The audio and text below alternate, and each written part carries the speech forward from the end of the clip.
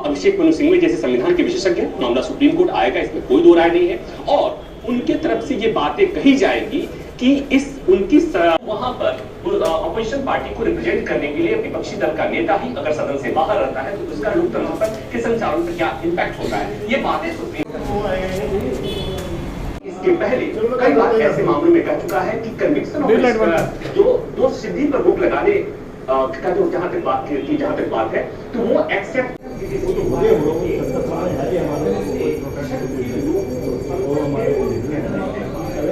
हम तुम्हारे साथ हैं। जिंदाबाद जिंदाबाद जिंदाबाद। पहले लड़े थे गोरों से, अब लड़ेंगे चोरों से। पहले लड़े थे गोरों से, अब लड़ेंगे चोरों से। राहुल जी संघर्ष करो, हम तुम्हारे साथ हैं। राहुल जी। देखिए, इंसाफ जो राहुल गांधी का जो जिस पे जो चार्जशीट है, जो क्या है, राहुल गांधी ने लोग महसूस करते हैं कि राहुल गांधी ने ऐसा कोई क्राइम नहीं किया जिससे 2 साल की सज़ा दी जाए। उस टाइम भी लोगों ने कहा कि कहीं ना कहीं लोअर जुडिशरी पे प्रेशर है। अब उसके बाद आप जब हाई कोर्ट में गए हैं तो हाई कोर्ट में कोई ऐसा आम आदमी महसूस कर रहा है, आम आदमी बातें कर रहा है कि राहुल गांधी का कोई ऐसा क्राइम नहीं। इस तरह की बातें स्टेज पे छोटी मोटी नुक्ताचीनी एक दूसरे की होती है और भारतीय जनता पार्टी सबसे ज़्यादा करती है। और जो कैरेक्टर असैसिनेशन जो कभी सोनिया गांधी के खिलाफ, कभी राहुल गांधी के खिलाफ, कभी तीसरे के खिलाफ, ये हमेशा सबसे ज़्यादा जो कैरेक्टर असैसिनेशन है सबसे ज़्यादा भारतीय जनता पार्टी करती है। आज जो उसकी बेल रिजेक्ट की और उसकी सजा को बहाल रखा, ये हमें पहले ही पता था कि इसी तरह से होने वाला है। क्योंकि अभी मैं महसूस करता हूँ कि जुडिशरी का अभी पॉलिटिकल यूज हो रहा है, क्योंकि अदरवाइज एक एज ए जज जो है वो ऐसा कोई क्राइम नहीं है राहुल गांधी की। क्या लगता है जो फैसला आया है, ये फैसला कैसे जो है आपको लगता है कि प्रेशर के बाद जो है इस फैसले को किया गया? देखिए, जो आम आदमी जनता जज है, राहुल गांधी ने कोई ऐसा क्राइम नहीं किया जिसे 2 साल सजा दी जाए या 2 साल से सजा बाहर रखी जाए। जब उसकी एक्सेप्टेबिलिटी हो रही है, नरेंद्र मोदी और उसकी पार्टी भारतीय जनता पार्टी बुखला गई है और उस बुखलाहट में इस किस्म के वो जो फैसले हैं, जो अनरीजनेबल फैसले हैं, जो अनजस्टिफाइड फैसले हैं, वो करवा रहे हैं। इस तरह से अपोजिशन की आवाज़ दबा के अपने डिक्टेटरशिप के रूप में आगे चल रही है, उसके हम मुखालिफ हैं। राहुल गांधी। देखिए, हम अभी मीटिंग करने जा रहे हैं, मीटिंग करके उसमें प्रोग्राम चॉकआउट करेंगे।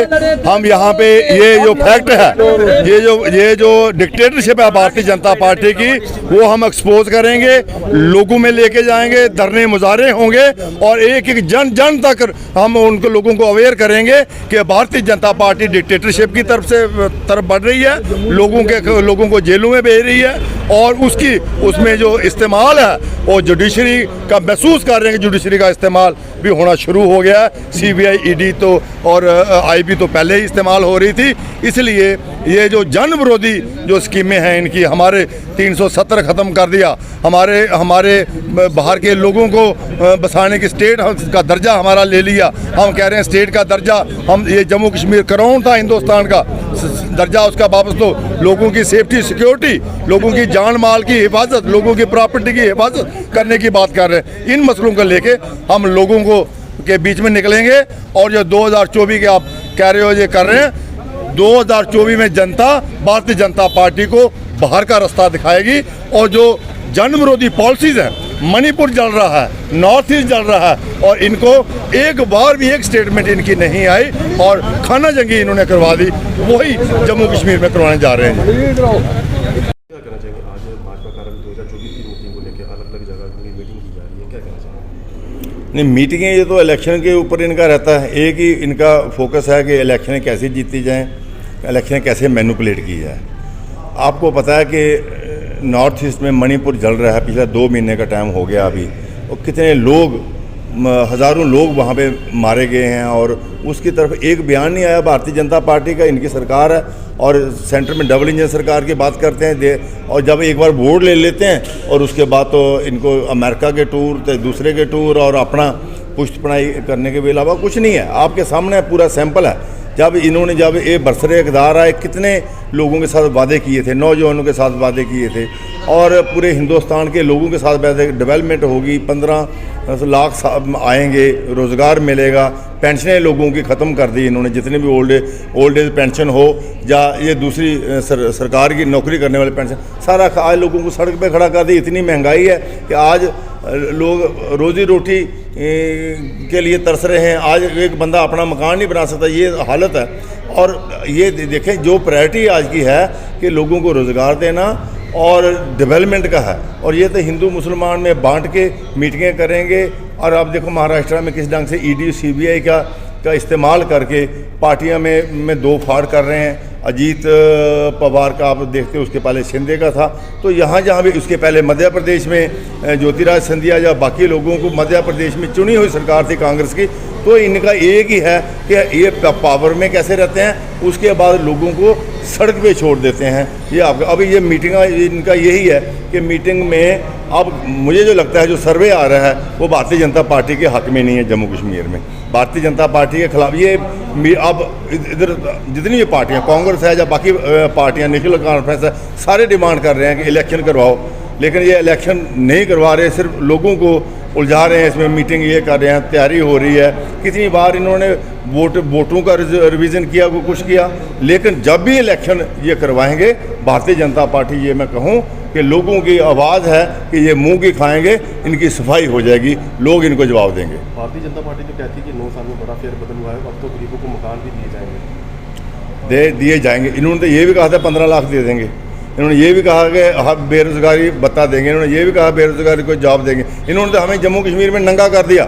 370 टूटने के बाद और स्टेट वापस लेने के बाद हमारी तो कोई प्रोटेक्शन नहीं रही। जो मर्जी आप देख लो, आज जितने काम हो रहे हैं, चाहे डेवलपमेंट के हो रहे हैं, जितने सारे ठेकेदार जो सारे बाहर के आए हुए हैं, हमारी जो माइंड्स हैं, माइंड्स लूटी जा रही हैं। शराब का काम जो था यहाँ के लोगों का, वो सारा छीन लिया है। पिछले 9 साल से आप देख रहे हैं कोई रोज़गार नौजवानों को नहीं मिल रहा, तो लोग तो आज तो भूखमरी के कगार पे पहुँच गए हैं। तो ये मतलब ये कहना कि ये काम, ये कहते हैं हम ये कर लेंगे, वो कर, सिर्फ भाषण देते हैं। भाषण के बिना ग्राउंड पे तो कुछ दिख नहीं रहा इनका। 11 तक फैसला न बनाया, क्या करें? देखो, सुप्रीम कोर्ट में केस है, हमें सुप्रीम कोर्ट पे उम्मीद है कि 370 नहीं भी देंगे तो कम से कम स्टेट को प्रोटेक्ट, स्टेट हमारी वापस करें। ये हमारी सबसे पुरानी स्टेट थी जम्मू कश्मीर, और मुक्त था हिंदुस्तान का, और यहाँ के हमारी जो जॉब है उसकी सिक्योरिटी हो, ज़मीन की सिक्योरिटी हो, स्टेट हुड वापस करें, यहाँ पे इलेक्शन करवाएं। ये हमारा 370 पे सुप्रीम कोर्ट, उसमें मैं ज़्यादा टिप्पणी नहीं करूँगा, लेकिन ये हमारी डिमांडें हैं। ये तो पॉलिटिकल सरकार खुद भी कर सकती है। बाकी जहाँ 370 का है वो मतलब सुप्रीम कोर्ट में मसला है, उसमें मुझे ज़्यादा कमेंट नहीं करना चाहिए, ना ही मैं कमेंट्री उस पर करूँगा। सर, हमारी आपकी बैठक होने जा रही थी? बैठक हमारी जो बैठकें हैं वो लोगों के हित के लिए हैं। हमारी जो बैठकें हैं कि लोगों की बेहतरी कैसे हो सकती है। दिल्ली में बैठक होती है कि हिंदुस्तान के लोगों के सारी बेहतरी कैसे हो सकती है। जम्मू कश्मीर में हम बैठक करते हैं कि जम्मू कश्मीर जिनको सड़क पे खड़ा कर दिया है, उनका जॉब, हर नौजवान को रोज़गार मिलना चाहिए। यहाँ की लोगों की जायदाद को प्रोटेक्ट करने की ज़रूरत है। यहाँ का स्टेटहुड वापस करने की ज़रूरत है। यहाँ पे इलेक्शन करवाने की ज़रूरत है। यहाँ पे जो कम्युनल डिवाइड करने की कोशिश की जा रही है और लोगों को खरीदने की कोशिश की जा रही है। अब आप रजौरी पूंछ में देखो, आपने एक तरफ मतलब कि एसटी दे दी, दूसरी तरफ तुमने पहाड़ियों को कह दिया, फिर पीछे फिर पहाड़ी को भी मिल गई irrespective of caste and creed and religion. गुजर को भी ये कोशिश कर रहे हैं कि जो मणिपुर के जो हालात हुए हैं वही ये जम्मू कश्मीर में भी करने की मुझे लग रहा है। जिस ढंग से रिजर्वेशन ये चला रहे हैं उसी ढंग से ये मुझे लग रहा है कि यहाँ भी वही हालात खड़े कर देंगे। वो हालात खड़े करके ये वोट लेना चाहते हैं कि इनको वोट मिलने चाहिए किसी तरीके से, चाहे लोगों की जान ले जाएं या लोगों के में सिविल वार हो, जो मर्जी हो, यही इनका मेन मुद्दा है। लेकिन कांग्रेस का लोगों की बेहतरी के लिए हमारे है।